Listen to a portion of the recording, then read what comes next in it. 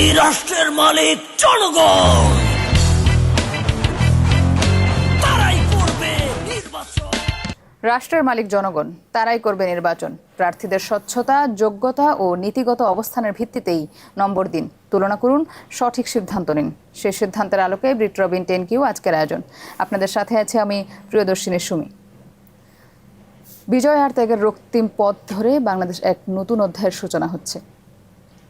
1971 সালের মহান মুক্তিযুদ্ধ থেকে 2024-এর ছাত্র জনতার গণ অভ্যুত্থান সকল ক্ষেত্রেই ছিল সাম্য এবং ন্যায় বিচারের স্বপ্নগাথা। সেই স্বপ্নেরই প্রতিফলন ত্রয়োদশ জাতীয় সংসদ নির্বাচন। সেই নির্বাচনেই আপনি করবেন নির্বাচন। আপনার এলাকার প্রার্থী কতটা যোগ্য, সক্ষম, সেই সক্ষমতা নিয়েই ব্রিট রবিন 10Q 10টি প্রশ্ন তৈরি করেছে প্রার্থীদের জন্য। সেই 10টি প্রশ্ন নিয়ে আজকে আমরা আলোচনা করব। আমাদের সাথে আজকে স্টুডিওতে উপস্থিত আছেন বাংলার ভূমিপুত্র শেখ মহিউদ্দিন। আসসালামু আলাইকুম। স্বাগত আপনাকে ব্রিট রবিন 10Q আজকের আয়োজনে। আমরা আজকে আলোচনা করতে চাই ব্রিট রবিনের যে 10টি প্রশ্ন তৈরি করেছে প্রার্থীদের জন্য। আমরা আজকে একটু একজন প্রার্থীর 10টি প্রশ্নের উত্তরে তিনি কি উত্তর দিয়েছেন সেই উত্তরের আলোকেই আপনি মূল্যায়ন করবেন। আমরা সেই আলোচনায় চলে যাব। প্রথমে যে প্রশ্নটি আছে তার আগে দর্শক আপনাদেরকে একটু জানিয়ে দিতে চাই, আমাদের সাথে আজকে যিনি যুক্ত হবেন 10টি প্রশ্নের উত্তর নিয়ে, মোহাম্মদ নজরুল ইসলাম, যিনি আছেন এমপি পদপ্রার্থী বাংলাদেশ জামায়াত ইসলাম ভোলা 1 আসন থেকে। আমরা প্রথম প্রশ্নে চলে যাচ্ছি। আপনি কেন সংসদ সদস্য হতে চান? জনগণ কেন আইন প্রণেতা হিসেবে আপনাকে নির্বাচিত করবে? আমরা একটু জানবো তিনি কি বলছেন। অধ্যক্ষ নজরুল ইসলাম, বাংলাদেশ জামায়াত ইসলামী ভোলা সদর আসন থেকে দাঁড়িপাল্লার নমিনি হিসাবে নির্বাচনে অংশগ্রহণ করছি। আমি সংসদ সদস্য হতে চাই এই কারণে যে আসলে একটা দেশের পরিবর্তনের জন্য তার আইন পরিবর্তনের প্রয়োজন। আর আইন পরিবর্তন যদি করতে হয়, প্রণয়ন করতে হয়, সংস্কার করতে হয়, পরিবর্তন করতে হলে পার্লামেন্ট ছাড়া আসলে এটা সম্ভব না। এই জন্যেই আমি পার্লামেন্ট সদস্য হতে চাই, যেন দেশের সুন্দর পরিচালনার জন্য আমি মানব কল্যাণে যে আইনগুলো আছে সেই আইনগুলো যেন প্রণয়ন করতে পারি। জনগণ আইন প্রণেতা হিসাবে আমাকে নির্বাচিত করবে এই কারণে যে আসলে আমি ছোটবেলা থেকেই যখন জ্ঞান হয়েছে একটা সুন্দর একটা আইডিওলজির সাথে আমি আন্দোলন করে আসছি, সংগঠন করে আসছি। তা এই জন্যেই আমরা চাই যে জাতি, ধর্ম, বর্ণ নির্বিশেষে একটি ইনসাফের দেশ প্রতিষ্ঠা করার জন্য। আর ইনসাফের দেশ প্রতিষ্ঠা করতে হলে আসলে সেখানে সুচিন্তিতভাবে যে আইনগুলো মানুষের কল্যাণে, যে আইনগুলো মানুষের শান্তি দিবে, স্বস্তি দিবে, মানুষকে নিরাপত্তা দিবে, এ ধরনের আইন আমরা করার ইচ্ছা আছে, খেয়াল আছে, এবং জনগণের সামনে আমি এগুলো তুলে ধরেছি সুন্দরভাবে। এই জন্যই জনগণ আমাকে, আমি মনে করি, ইনশাআল্লাহ নির্বাচিত করবে। আমি ওনার বক্তব্য শুনলাম। মিস্টার নজরুল ইসলাম, যদিও তার ব্যাকগ্রাউন্ড সম্পর্কে সঠিক তথ্য এখন পর্যন্ত পাওয়া যায় না, তিনি দলের কোন পদে আছেন, তবে প্রার্থী হিসেবে, লোকাল প্রার্থী হিসেবে তিনি খারাপ বলেন নাই যে জনগণ তাকে কেন ভোট দিবেন, কারণ তিনি একটি আদর্শের সাথে ছোটবেলা থেকে এই পর্যন্ত আছেন, যেই কারণে তার বিশ্বাস যে জনগণ তাকে ভোট দিবে। তবে এখানে তিনি একটি কথা খুব খটকা লেগেছে আমার, সেটা হলো আইন প্রণয়নের জন্য কেবলমাত্র পার্লামেন্ট, এই যে শব্দটা তিনি বলেছেন, এটা তিনি হয় নিজে বিষয়টা না বুঝে বলেছেন, না হয় তিনি ইচ্ছাকৃতভাবে পার্লামেন্টকেই সর্বোচ্চ আসনে দিয়েছেন। কারণ উনি যে রাজনীতি করেন, ইসলামী বিপ্লবী রাজনৈতিক সংগঠন, এবং তারা ইসলামী বিপ্লবের কথা বলে, সেখানে ইনসাফ যে কোনোভাবে হতে পারে, এটার জন্য পার্লামেন্ট দরকার হয় না। কিন্তু আইন প্রণয়নের জন্য ইসলামিক আন্দোলনে পার্লামেন্টই যে একমাত্র জায়গা, এই জায়গাটায় তিনি, আমি মিথ্যাচার করেছেন বলবো না, তিনি হয়তো অজ্ঞতাবশত এই কথাটি বলেছেন। এই বিষয়টা ঠিক নয়। আর আইন শুধুমাত্র পার্লামেন্টেই হবে এইটা ওয়ার্ল্ড জুরিসপ্রুডেন্সের কোথাও এইভাবে লেখা নাই। কারণ সেটা সামরিক শাসন দিয়েও আইন হতে পারে, সেইটা বিপ্লবের মধ্যেও আইন হতে পারে, সেটা নানানবিধ পন্থা হয়েছে। বাট উনি চলমান বর্তমান সভ্য দুনিয়ায় যেখানে নির্বাচন কেন্দ্রিক গণতন্ত্র বিদ্যমান, সেখানে সেই সাপেক্ষে সংসদ হলো আইন প্রণয়নের- অন্যতম পীঠস্থান যেখানে আইন তৈরি হতে পারে। আইন তৈরি হতে পারে। ধন্যবাদ স্যার। আমরা দ্বিতীয় প্রশ্নে যাব। কি কারণে আপনার দল আপনাকে মনোনয়ন দিয়েছেন? আমার দল আমাকে নমিনেশন দিয়েছে। আমার দলের কতগুলো নমিনেশনের ব্যাপারে ক্রাইটেরিয়া আছে। আমার দলটা আসলে ক্যাডার ভিত্তিক একটা দল, স্তর ভিত্তিক একটা দল। সেই দলের রোকনদের মতামত নেওয়া হয়েছে আগে, ইসলামী ছাত্র শিবিরের সদস্য সাথীদের মতামত নেওয়া হয়েছে, মহিলা জামাতের মতামত নেওয়া হয়েছে, তারপর শ্রমিক কল্যাণ ফেডারেশনের মতামত নেওয়ার পর সুরায়, কেন্দ্রীয় সুরায় এটা নিয়ে চুল সেরা বিশ্লেষণ হয়েছে। বিশ্লেষণের পর কেন্দ্রীয় সুরা মনে করছে যে আসলে যে দেশের আইন প্রণয়নে, এলাকার শান্তি স্বস্তিতে, নিরাপত্তায় এই ধরনের একজন লোক হয়তোবা প্রয়োজন, সংগঠন এই প্রয়োজন অনুভব করার কারণে এবং সংগঠন আমার জনগণের পালস বুঝেন, জনগণ কি চায়, কেন চায়, কিভাবে চায়, এই জন্য সংগঠন হয়তোবা উপলব্ধি করছেন যে জনগণের চাহিদা যেটা, সেটা আমার দ্বারা হয়তোবা আল্লাহ রাব্বুল আলামিন পূরণ করতে পারেন। এই জন্যই সংগঠন আমাকে মনোনয়ন দিয়েছেন আমি মনে করি। হ্যাঁ, তিনি দলীয় মনোনয়নের যে প্রেক্ষিত বর্ণনা করলেন, যে কিভাবে তাদের পদপ্রার্থী বাছাই করা হয়, এটি একটি গণতান্ত্রিক রাজনৈতিক দলের মধ্যে এই প্রক্রিয়া থাকাটাই স্বাভাবিক, যেটা বাংলাদেশে আমরা দেখি না। তো জামাত ইসলামের মধ্যে হয়তো এই বিষয়টা রয়েছে যে তারা নিজেদের মধ্যে নাজেল করে না। ধরেন আমরা অনেক রাজনৈতিক দলেই দেখি উপর থেকে নাজেল হয়। এই নাজেল হওয়া পদপ্রার্থীদের নিয়েই দলের মধ্যে বহু সংকট হয়, বিভক্তি হয়। এই জায়গাটা থেকে জামাত ইসলাম বোধহয় নিজেদেরকে বাঁচিয়ে রাখতে পেরেছে, যে কারণে তারা দলের প্রতিটা স্তর থেকে মতামত নিয়ে তারপর সর্বোচ্চ পর্যায়ে সিদ্ধান্ত নেন যে কারা সংসদ সদস্য পদপ্রার্থী হবে। এই জিনিসটা একটা ভালো প্রক্রিয়া, এবং অন্যান্য রাজনৈতিক দলগুলো যদি এটা ফলো করে তাহলে গণতন্ত্র পূর্ণতা পায়। আর না হলে দলের মধ্যে গণতন্ত্র আছে এই জিনিসটা মনে হয় না। বোঝা যায়। দ্বিতীয়ত, এখানে একটি খটকা রয়েছে। আমরা এতদিন পর্যন্ত জেনে এসেছি এবং এখনো বলা হয় যে ইসলামী ছাত্র শিবির জামাত ইসলামের অঙ্গ সংগঠন না। কিন্তু তিনি এখানে বলেছেন যে তার মনোনয়ন প্রক্রিয়ায় ইসলামী ছাত্র শিবিরেরও মতামত নেওয়া হয়েছে। এই বিষয়টা আমার কাছে খটকা আছে। আশা করি জামাত ইসলাম কোনো এক সময় এই জিনিসটা আমাদেরকে পরিষ্কার করবে। ধন্যবাদ। আমরা সেই আশা ব্যক্ত করছি। যেমনটা বলছিলাম, শেখ মহিউদ্দিন তিনি 3 নম্বর প্রশ্নের উত্তর দেননি। তার আয়ের উৎস কি অথবা আপনার সম্পদের বিবরণ। তিনি যদিও ইসিতে তার আয়ের বিবরণ অবশ্যই দিয়েছেন নির্বাচন কমিশনের কাছে, কিন্তু আমাদের এই ব্রিট রবিনের যে প্রশ্নের আলোকে তিনি কোনো উত্তর প্রদান করেননি। তো আজকের এই অনুষ্ঠানটা তো জনগণের জন্য, এটা তো সরকারি আমলা কেন্দ্রিক নির্বাচন কমিশন না, যেখানে হয়তো জবাবদিহিতা কখনো যদি কোনো বিতর্ক আসে সেটা পরবর্তী সময়ে উনি দেখবেন, কারণ এখন তো ওইটা নিয়ে বিতর্ক করার লাগছে না। তাই উনি কি জনগণের কাছে কি কোনো কিছু গোপন করার জন্য উনি এখানে কি নিজের সম্পদের ব্যাপারে কিছু বলতে অপারগতা প্রকাশ করেছেন বা নিশ্চুপ থেকেছেন কিনা, এই বিষয়টি ভোটারদের দেখা উচিত। ঠিক 4 নম্বর প্রশ্নে যাব আমরা। সততা, দেশপ্রেম, কথা কাজের সামঞ্জস্য ও আইন প্রণয়নে আপনার দক্ষতার কোনো নমুনা আছে কিনা। ঠিক একইভাবে তিনি এই প্রশ্নের উত্তর দেননি।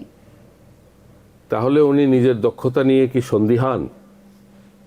যদি সন্দিহান না হন বা তিনি যদি লজ্জা বোধ করেন যে তিনি পাবলিকের সামনে তার দক্ষতা প্রমাণ করতে চান না, তাতে নিজের ঢোল নিজে পেটানো হতে পারে, সেক্ষেত্রে উনি না দেওয়াটাকেও উনি নিজের জন্য শ্রেয় মনে করতে পারেন। শ্রেয় মনে করতে পারেন। ঠিক একইভাবে 5, 6 এবং 7 নম্বর প্রশ্নের উত্তর দেননি। আমি একটু দর্শক আপনাদেরকে প্রশ্নগুলো আরেকবার বলে দিতে চাই। 1000 বছর ধরে অন্যের আইন দ্বারা শোষিত ও নির্যাতিত না হয়ে স্বাধীনভাবে দেশের জনগণের জন্য সব ধরনের আইন প্রণয়নে কি পদক্ষেপ নেবেন? সরকারি কর্মকর্তা কর্মচারীদের দায়িত্বশীলতা, জবাবদিহিতা ও বাধ্যকর দায়বদ্ধতা নিশ্চিত করতে প্রযুক্তি নির্ভর ব্যবস্থাপনার বিধিবিধান প্রণয়নের আপনার প্রস্তুতি কি? স্থানীয় উন্নয়ন কার্যক্রমে আইন প্রণেতার হস্তক্ষেপ ও স্বার্থের দ্বন্দ্ব তৈরি হয়। এই স্বার্থের দ্বন্দ্ব এড়িয়ে কিভাবে শুধু আইন প্রণয়ন ও সংসদীয় কাজে ভূমিকা রাখবেন? এই 3টি প্রশ্নের উত্তর তিনি দেননি। এখানে আমার মনে হয় তার কাছে দলীয় ফোরাম থেকে কোনো কিছু এখন পর্যন্ত হয়তো তার কাছে বর্ণনা করা হয়নি, বা উনি ওনার দলের মধ্যে ওনার অবস্থান সেই বর্ণনা জানার মতো অবস্থানে নাই। যদি থাকতো তাহলে তিনি এইটার উত্তরে কোনো কিছু বলতেন। কিন্তু আমার সন্দেহ যে উনি হয়তো এই বিষয়গুলো সম্পর্কে ওয়াকিবহাল নন, অবগত নন, যে কারণে নিজে বিতর্ক এড়ানোর জন্য তিনি এই কোনো একদম নিশ্চুপ থাকাটাকেই শ্রেয় মনে করছেন। যদিও এই বিষয়টা তার ভোটারদের কাছে ভিন্ন বার্তা বহন করতে পারে, এই জিনিসটা হয়তো তিনি বেমালুম ভুলে গেছেন, অথবা তিনি জনগণকে পাত্তা দিচ্ছেন না। 8 নম্বর প্রশ্নে আমরা যাব। বিচার বিভাগ, প্রশাসন, সশস্ত্র বাহিনী, আইন শৃঙ্খলা বাহিনী, নির্বাচন কমিশন, দুর্নীতি দমন কমিশন সহ সাংবিধানিক ও রাষ্ট্রীয় প্রতিষ্ঠানগুলোকে স্বাধীন, স্বচ্ছ ও শক্তিশালী করতে আপনি কি পদক্ষেপ নেবেন? আমরা 8 নম্বর প্রশ্নের উত্তর দেখব, তিনি কি উত্তর দিয়েছেন। আলহামদুলিল্লাহ, বিচার বিভাগ এগুলো একটা রাষ্ট্রের একটা গুরুত্বপূর্ণ অর্গান। একটা আইন বিভাগ আছে, বিচার বিভাগ আছে, তারপরে শাসন বিভাগ আছে। এই বিভাগগুলো রাষ্ট্রের গুরুত্বপূর্ণ অর্গানগুলো, অনেকগুলো অর্গান। এগুলো যদি আসলে অসুস্থ থাকে রাষ্ট্রই টিকে না। এই জন্য জনগণ অস্বস্তিতে থাকে, অশান্তিতে থাকে। সেই রাষ্ট্রে কোনো সময় নিরাপত্তাও আসে না, শৃঙ্খলাও ফিরে আসে না। রাষ্ট্রটা অনেক সময় দেখা যায় যে এখানে অরাজকতা, হিংসা, প্রতিহিংসা, রাহাজানি ইত্যাদি হয়। দুঃখজনক হইল সত্য, আমরা 1757 খ্রিস্টাব্দে যখন ইংরেজরা বাংলার এই স্বাধীনতা সূর্য অস্তমিত হলো, পুরো 200 বছরের পর থেকে ইংরেজরা শাসন করল। ইংরেজদের শাসনের সময় অনেক ব্রিটিশ বিরোধী আন্দোলন হলো ভারতবর্ষকে স্বাধীন করার জন্য। তারপরে আলেমদের নেতৃত্বে আন্দোলন, কংগ্রেসের নেতৃত্বে আন্দোলন হলো, এবং স্বদেশী অনেক সংগঠন ছিল, স্বদেশী আন্দোলন করেছিল সেখানে। অবশেষে সেখানে একটা উল্লেখযোগ্য ভূমিকা ছিল আলেমদের। অবশেষে 47-এর 14 আগস্ট, 15 আগস্ট এই ভারতবর্ষ স্বাধীন হয়। পাকিস্তান নামে এবং ইন্ডিয়া নামে 2টা দেশ হয়। কিন্তু দুঃখজনক হলো সত্য যে এই আলাদা আলাদা দেশ, বিশেষ করে পাকিস্তান আমাদের ভূখণ্ড যখন হয়, তখন সেই সময় থেকে যদি আমরা চিন্তা করি যে ব্রিটিশের যে আইনগুলো আছে, সেই আইনগুলোই ধারাবাহিকভাবে চলে আসতেছে। এই আইনগুলো মূলত শোষণের হাতিয়ার হিসাবে আমরা মনে করি, শোষণের মূল কারণ হিসাবে আইনগুলো মনে করি। কিন্তু আমাদের আইন প্রণেতা যারাই ছিল তারা কিন্তু আন্তরিকতার সাথে এদিকে নজর না দেওয়ার কারণেই কিন্তু এই ঝামেলাগুলো হয়েছে। তা আমরা মনে করি যে বিচার বিভাগকে যদি স্বাধীন, স্বচ্ছ, শক্তিশালী করতে হয়, বিচার বিভাগের স্বাধীনতা দেওয়া লাগবে, এবং আপনার বিচার বিভাগকে আলাদা একটা প্রশাসন করে সেখানে স্বাধীনতা অবশ্যই দিতে হবে। এবং এটা আমরা সংস্কারের, গণভোটের ভিতরে যে হার পক্ষে সংস্কারের একটা করছি, সংস্কারের পক্ষে যখন আমরা মতামত দেব, ইনশাল্লাহ বিচার বিভাগ চিরদিনের জন্য আমাদের দেশে স্বাধীন হয়ে যাবে, এটা আমরা আশাবাদী। প্রশাসন, সশস্ত্র বাহিনী, এগুলোর ব্যাপারে এক কথা বলা যায় যে আসলে আমাদের দুঃখজনক হলে সত্য, 71-এর আমরা 9 মাস রক্তক্ষয়ী সংঘর্ষে আমরা এই স্বাধীনতা অর্জন করছি। ঠিক হয়, 54 বছর পার হয়ে গেছে। এখনো আমাদের বুদ্ধিজীবীরা বলে, লিখে পত্র পত্রিকায়, যে have we really tested independence in true sense. এই জন্যই লেখে যে আমরা সত্যিকার অর্থে একটা কার্যকরী, একটা সুন্দর স্বাধীন security council, national security council আমরা করতে পারিনি। যদি করতে পারতাম আমরা, তাহলে সশস্ত্র বাহিনী, আইন শৃঙ্খলা বাহিনী, সব কিছু, নির্বাচন কমিশন, দুর্নীতি দমন কমিশন, এগুলো সব কিছু ঠিক হয়ে যেত। তাই ইনশাল্লাহ আমি নিজে পদক্ষেপ এটাই নিব যে আমাদের সংগঠন এই ব্যাপারে আন্তরিক, সংগঠনের সাথে মিলে যে প্রত্যেক দল থেকে যারা আন্তর্জাতিক সম্পর্ক বিভাগ সম্পর্কে যারা অভিজ্ঞ এবং দেশের ইন্টারনাল এক্সটার্নাল বিভিন্ন বিষয় সম্পর্কে যাদের নখদর্পণ আছে, সব দল থেকে এই অভিজ্ঞ লোকগুলোকে আমরা নিয়ে, এবং যে প্রতিরক্ষা ডিপার্টমেন্টে যারা প্রাজ্ঞ অভিজ্ঞ আছে, খুব এক্সপার্ট, সেখান থেকে বড় বড় কর্মকর্তাদের নেব আমরা, এবং যারা ডিপ্লোমেসিতে নাম করেছে বিদেশে বিভিন্ন, তাদেরকে এটা অন্তর্ভুক্ত করে ইউনিভার্সিটির খ্যাতিমান যারা অধ্যাপক আছে আন্তর্জাতিক সম্পর্ক বিভাগের, সবাইকে আমরা অ্যাড করে আমরা স্থায়ী টেকসই একটা ন্যাশনাল সিকিউরিটি কাউন্সিল ইনশাল্লাহ আমরা করবো, এগুলো সলভ করার জন্য। দেখা যাবে এটা করলে দেশ আমরা সুন্দরভাবে সার্বভৌমত্বের ব্যাপারে নিরাপদ হয়ে যাবে, জাতি নিরাপদ হয়ে যাবে, এবং বিভিন্ন দেশের সাথে, প্রতিবেশী রাষ্ট্রের সাথে, দূরের রাষ্ট্রগুলোর সাথে, শক্তিশালী রাষ্ট্রগুলোর সাথে, যারা পৃথিবীর বিভিন্ন ডমিনেট করে, এদের সাথে আমাদের একটা সুসম্পর্ক গড়ে তুলবে। আমরা এই আশাবাদী, এবং ইনশাল্লাহ এটা আমরা করবেই। শেখ মহিউদ্দিন তিনি বলছিলেন 8 নম্বর প্রশ্নের উত্তরে। হ্যাঁ, উত্তরটা শুনলাম, উত্তরটা তিনি ভালোই দিয়েছেন। আমি এর আগেও অনেক প্রার্থীর বক্তব্য শুনেছি, সেক্ষেত্রে ভোলার মতো একটি স্থানের একজন শিক্ষাবিদ প্রার্থী, যেহেতু উনি শিক্ষক মানুষ, উনি ভালো বক্তব্য দিয়েছেন। সেখানে উনি একটি গুরুত্বপূর্ণ বক্তব্য দিয়েছেন যে বিষয়টা অধিকাংশ প্রার্থী বোঝে না, সেটা হলো ন্যাশনাল সিকিউরিটি কাউন্সিলের যে কথাটা বলছে। ন্যাশনাল সিকিউরিটি কাউন্সিল তৈরি করার জন্য আমি দীর্ঘ 20 বছরের উপরে চেষ্টা করে যাচ্ছি। বহু সরকারকে আমি চেষ্টা করেছি যেগুলো করানোর জন্য, কিন্তু সরকারই এইটার মধ্যে মাথা ঘামাইতে ভয় পায় বা করতে পারে না। সেক্ষেত্রে উনি গুরুত্বপূর্ণ একটা প্রশ্ন করেছেন। ইভেন আমি 111-এর সময় আমি নিজে স্ট্রাকচার পর্যন্ত করে দিয়েছি কিভাবে ন্যাশনাল সিকিউরিটি কাউন্সিল হবে, এটা অনেকে বোঝেই না। তো সেক্ষেত্রে উনি এটা ধন্যবাদ পাওয়ার যোগ্য, এবং তিনি তার যোগ্যতা এখানে প্রমাণ করেছেন। কয়েকটি প্রশ্নে তিনি নিজের অযোগ্যতা প্রমাণ করলেও এখানে তিনি যোগ্যতার প্রমাণ রেখেছেন। ধন্যবাদ দিয়েছেন। ধন্যবাদ। আমরা পরবর্তী প্রশ্নে যাব। 9 এবং 10 নম্বর প্রশ্ন আমরা দেখতে পাচ্ছি, কল্যাণ রাষ্ট্র বিনির্মাণে স্বেচ্ছাসেবা নীতি প্রণয়নের মাধ্যমে জনগণকে সম্পৃক্ত করার কি পরিকল্পনা আপনার আছে? তিনি 9 নম্বর প্রশ্নের উত্তর দেননি। আমরা চলে যাব 10 নম্বর প্রশ্নে।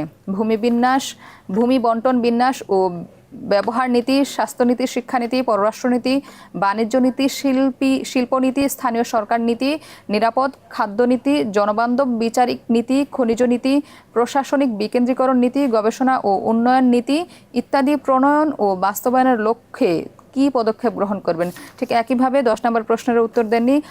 10টি প্রশ্নের মধ্যে তিনি 7টি প্রশ্নের উত্তর দেননি এবং 3টি প্রশ্নের উত্তর দিয়েছেন। আপনি কিভাবে? আমার মনে হয় এই প্রশ্নগুলোর কেন তিনি উত্তর দেননি, একজন সংসদ সদস্য সব নীতিমালার সাথে পরিচিত হতে পারেন, কিন্তু তার সামর্থ্য বা যোগ্যতা নাও থাকতে পারে। উনি হয়তো ভেবেছেন সংসদীয় কমিটিগুলোর এই সমস্ত কমিটির মধ্যে হয়তো আমি থাকতে চাই না, কারণ আমার যোগ্যতার অভাব রয়েছে। তাই উনি যেগুলোর প্রতি বেশি ইন্টারেস্টেড সেগুলো উনি উত্তর দিয়েছেন, আর যেগুলো সম্পর্কে লেস ইন্টারেস্টেড অথবা তিনি জানেন না বা কম জানেন বা এড়িয়ে থাকতে চান, প্রশ্নটা ঠিকভাবে উনি বুঝতে পারেননি, হয়তো সেগুলোকে উনি এড়িয়ে গেছেন। তবে এড়িয়ে না গিয়ে তিনি যদি সেভাবে বলতেন যে আমি এই বিষয়গুলো পার্লামেন্টে গিয়ে সিদ্ধান্ত নেব, তাহলে আমার মনে হয় তাহলে তাকে একটু বেশি বুদ্ধিমান মনে হতো। এই জায়গাটায় আমার মনে হয় তাকে, যেহেতু 7টা প্রশ্নের উত্তর দেননি তিনি, উনি বড়জোর 25 পেতে পারেন। ধন্যবাদ আপনাকে আমাদের সাথে যুক্ত হওয়ার জন্য। দর্শক দেখছিলেন ভোলা 1 আসনের বাংলাদেশ জামায়াতে ইসলামের এমপি পদপ্রার্থী মোহাম্মদ নজরুল ইসলাম, যিনি তার 10টি প্রশ্নের উত্তরে 3টি প্রশ্নের উত্তর দিয়েছেন এবং 7টি প্রশ্নের উত্তর দেননি। সেই নিয়েই আমাদের আজকের মূল্যায়ন ছিল। পরবর্তীতে অন্য একটি আসনের অন্য কোনো প্রার্থীর উত্তর নিয়ে আপনাদের সাথে আবার আসবো। সেই পর্যন্ত ব্রিট রবিন 10Qর সাথেই থাকুন। ধন্যবাদ।